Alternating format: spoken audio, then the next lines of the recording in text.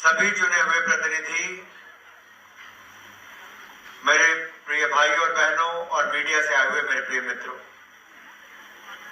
सबसे पहले तो मैं आप सबको आज आर्मी दिवस के अवसर पर बहुत बहुत बधाई और शुभकामनाएं देता हूं।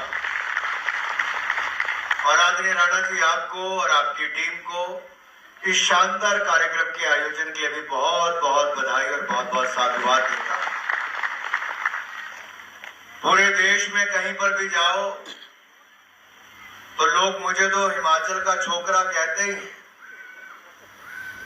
लेकिन एक बात मैंने संसद में भी कही थी कि आप हिमाचल को छोटा राज्य गिन सकते हो, यहाँ के भोले भाले लोगों का मजाक उड़ाने का प्रयास कर सकते हो, लेकिन ये वही भूमि है जिसने देश को पहला परमवीर चक्र विजेता मेजर सोमनाथ शर्मा के रूप में, अगर 21 परमवीर चक्र विजेता हुए तो उनमें से 4 परमवीर चक्र विजेता हमारे हिमाचल प्रदेश के, चाहे धन सिंह थापा जी हो, कैप्टन विक्रम बत्रा हो या राइफलमैन संजय कुमार है, ये चारों के चारों वीर सपूत कहीं और नहीं, हमारे हिमाचल प्रदेश की शान है।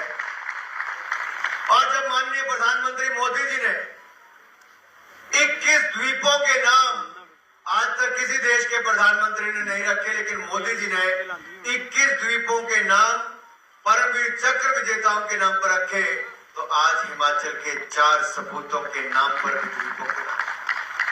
लेकिन मैं थोड़ा आपको इसके पूर्व में ले जाना चाहता हूं। कर्नल भूपेंद्र शाही जी ने यहां पर अपने उद्बोधन में कहा कि वो लोग, वो राजनीतिक दल हो, राजनीतिक लोग हो, तो मुझे श्रद्धेय अटल बिहारी वाजपेयी जी की जयंती वर्ष भी है, जन्म जयंती, शताब्दी वर्ष हम उनका मना रहे हैं। आप याद करिए, जब अटल जी की सरकार बनी उस समय कारगिल का युद्ध हुआ, लेकिन उससे पहले भी 62 का युद्ध हुआ, 65 का युद्ध हुआ, 71 का युद्ध हुआ। हमारे सैनिकों के पार्थिव शरीर उनके घर तक नहीं पहुंचाए जाते थे। अटल जी की सरकार आई, हर एक सैनिक का पार्थिव शरीर पूरे मान सम्मान के साथ शहीद का उसके घर तक पहुंचाया गया। उनकी विधवाओं को, उनके माता पिताओं को उससे पहले कोई पैसा नहीं देता था। अटल जी की सरकार ने लाखों रुपए देने भी शुरू किए और पेट्रोल पंप और गैस एजेंसियां देने की शुरुआत की तो अटल बिहारी वाजपेयी की सरकार ने की। मुझे आज भी याद है, धूमल जी उस समय प्रदेश के मुख्यमंत्री थे और सबसे ज्यादा शहादत, जनरल साहब आपको तो पता ही होगा, सबसे ज्यादा शहादत हिमाचल प्रदेश के वीर सैनिकों ने उसमें, और उन सभी 55 शहीदों के घरों में धूमल जी उस समय मुख्यमंत्री के रूप में भी गए, क्योंकि दुख साझा भी किया, हौसला भी बांधा। और यही नहीं, मुझे कहते हुए प्रसन्नता इस बात की है कि जब मोदी जी हमारे यहां उस समय प्रभारी थे, धूमल जी मुख्यमंत्री थे, स्पीकर हमारे उस समय ठाकुर गुलाब सिंह जी थे, तीनों कारगिल के युद्ध के समय वहां पर गए, सैनिकों का मनोबल बढ़ाने भी और जो घायल हुए उनका हालचाल पूछने गए।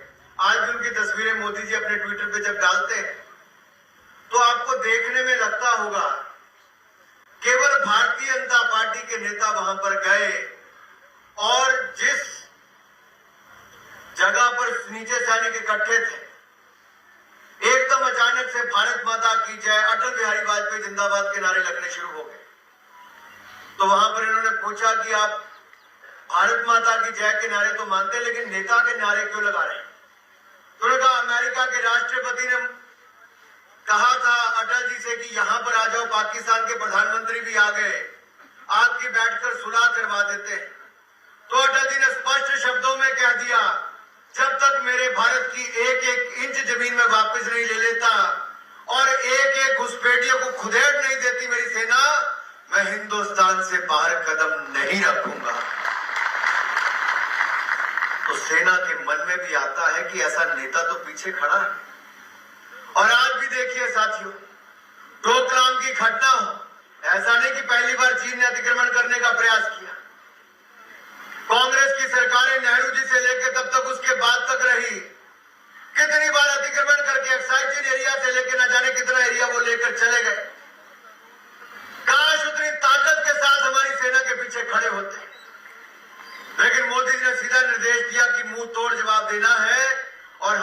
सेना ने ऐसा जवाब चीन के सैनिकों को मुंह तोड़ जवाब दिया, अब वापस अतिक्रमण करने का साहस नहीं रखते हैं मेरे साथियों।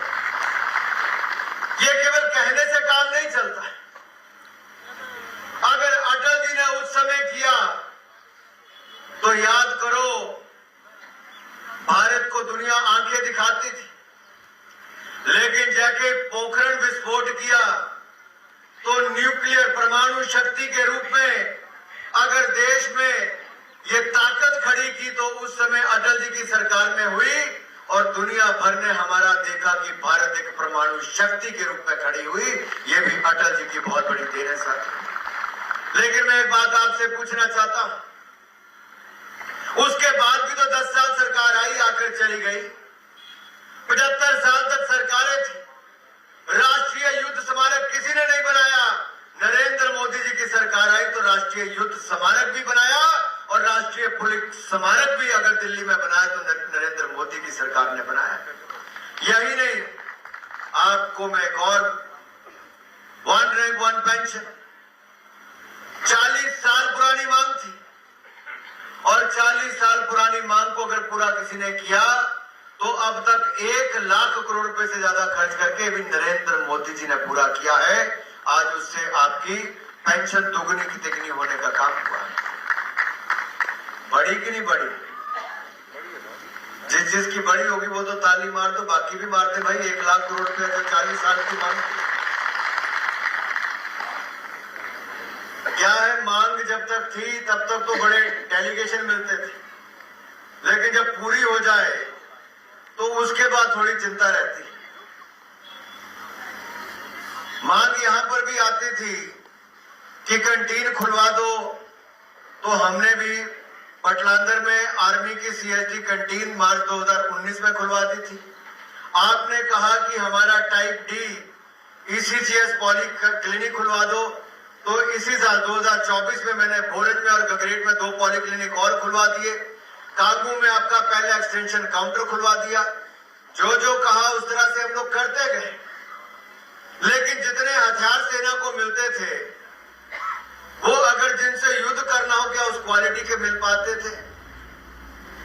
आज हमने भारत में जो दुनिया का सबसे बड़ा आयात करने वाला था हथियारों का, आज भारत की वो ताकत जो कहते ना आत्मनिर्भर भारत बनाना है, सेल्फ रिलायंट इंडिया करना है, वो आत्मनिर्भर भारत बनाने के लिए हमने रक्षा क्षेत्र में भी किया। और आज 1,30,000 करोड़ रुपए का एक साल में हथियारों की मैन्युफैक्चरिंग करने का कीर्तिमान भी भारत ने कर लिया है। और साथियों, कल तक भारत दुनिया से हथियार लेता था, आज भारत ने 26,000 करोड़ रुपए का एक्सपोर्ट निर्यात पिछले साल किया है और अगले 2 सालों में 40,000 करोड़ रुपए का निर्यात हो जाएगा। मेरा और आपका भारत दुनिया के उन देशों में खड़ा हो जाएगा जहां हथियार लाने का काम नहीं, हथियार दुनिया को देने का काम किया जाएगा। ये ताकत भी आपने खड़ी कर। सेना का बजट 2014 में 3 लाख करोड़ रुपया था, आज वो 3 लाख करोड़ से बढ़कर 6,70,000 करोड़ हो गया। दुगने से ज्यादा बजट हमने कर दिया है, कहीं कोई कमी नहीं। अटल टनल 2002 में बननी शुरू हुई थी, 4 से 14 तक पूर्व की सरकार कांग्रेस की रही, कुछ नहीं हुआ। लेकिन मोदी सरकार आई, अटल टनल भी बनाकर दे दी और अब जेड मोड टनल जिसको आप कहते हैं उसका भी परसों प्रधानमंत्री मोदी जी ने कश्मीर में उसका भी उद्घाटन करके समर्पित कर दिया साथियों। अब इसके आगे अटल टनल के आगे सिंगुला टनल भी हमने उसकी भी मंजूरी दे ली है, सिंगुला टनल की। उसके कारण आपका लेह लद्दाख 24 घंटे 365 दिन कश्मीर से लेह से कन्याकुमारी तक जुड़ जाएगा। ये भी हमारी सरकार ने करके दिया है।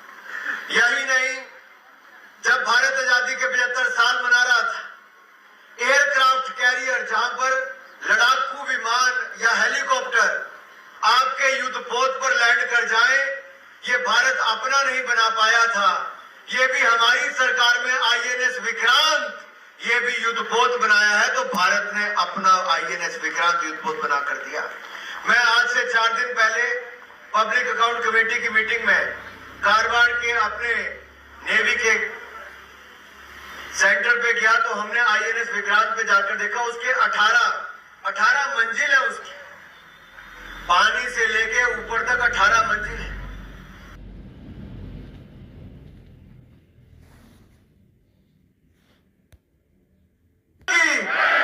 ये देखो ऊपर वाले भी गई है पीछे, वो लाल टोपी पीछे यानी कितने ना खड़े।